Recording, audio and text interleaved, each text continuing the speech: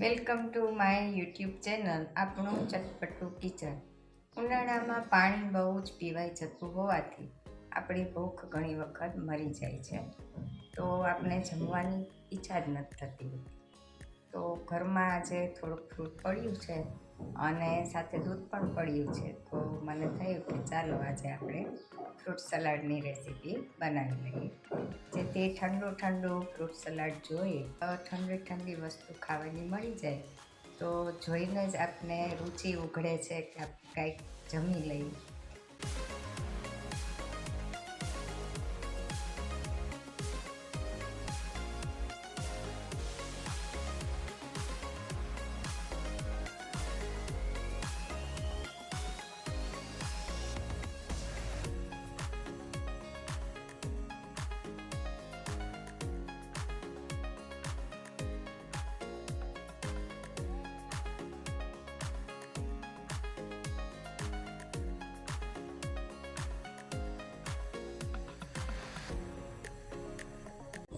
ઝટપટ બની જતું fruit salad માત્ર અડધી જ કલાકમાં બનીને તૈયાર થઈ જાય છે અને સ્વાદની તો વાત જ શું કરવી.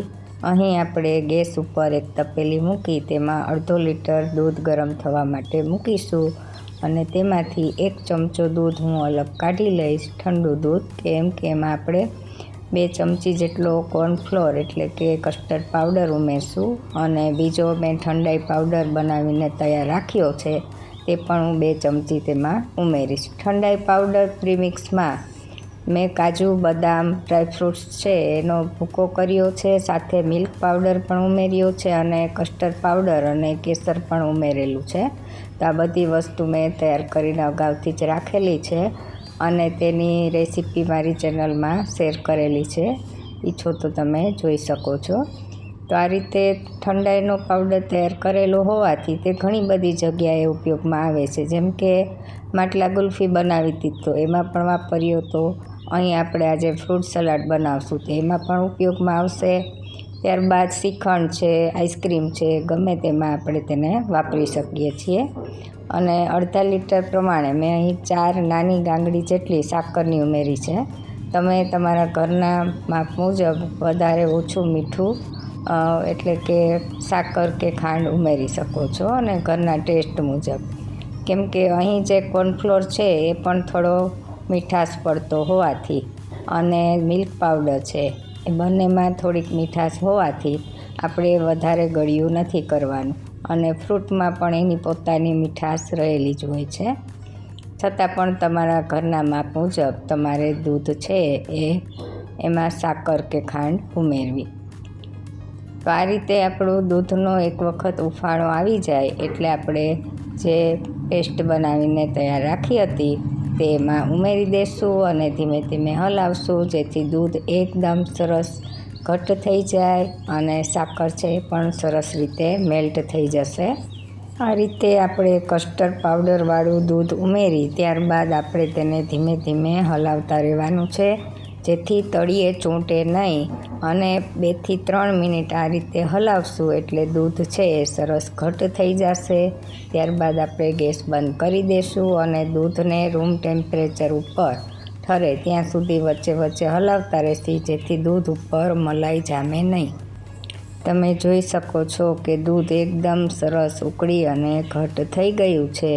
હવે આપણે 3 થી 4 એલચીને વાટી અને તેનો પાવડર કરી અને એ પણ ઉમેરશી, જેથી એકદમ તેમાં સ્વાદ અને સુગંધ બંને વધી જશે અને એલચી છે એ પાચનમાં પણ ખૂબ જ ઉપયોગી થાય છે.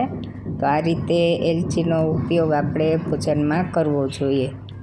તો હવે આપણે ગેસ ઉપરથી ઉતારી અને તેને ધીમે ધીમે હલાવી અને રૂમ ટેમ્પરેચર આવે ત્યાં સુધી ઠંડુ કરી લેશું અને એકદમ ઠરી જાય એ દરમિયાન આપણે વચ્ચે વચ્ચે ફ્રૂટ પણ કાપી લેશું.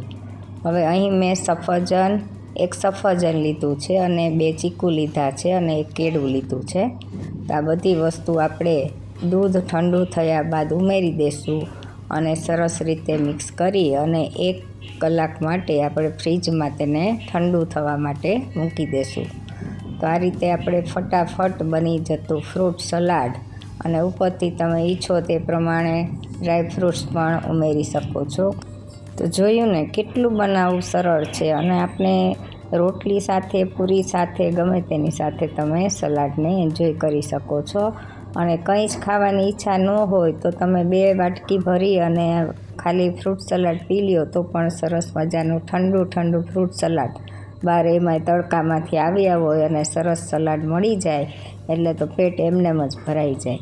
હવે ઉપરથી તમે કાજુ બદામની કતરણથી ગાર્નિશિંગ કરી શકો છો. અહીં મેં કાળી દ્રાક્ષ અને થોડી કિસમિસ બંનેને પાણીમાં પલાળી અને તે ઉમેરી છે. તો આ રીતનું ડ્રાયફ્રૂટ્સ સાથેનું સલાડ બધું હેલ્ધી મજાનું, મસ્ત મજાનું 2 બાઉલ તમે ખાઈ લ્યો એટલે તમારે બીજું કશું જ ખાવાની જરૂર પડે નહીં અને મજા જ આવી જાય.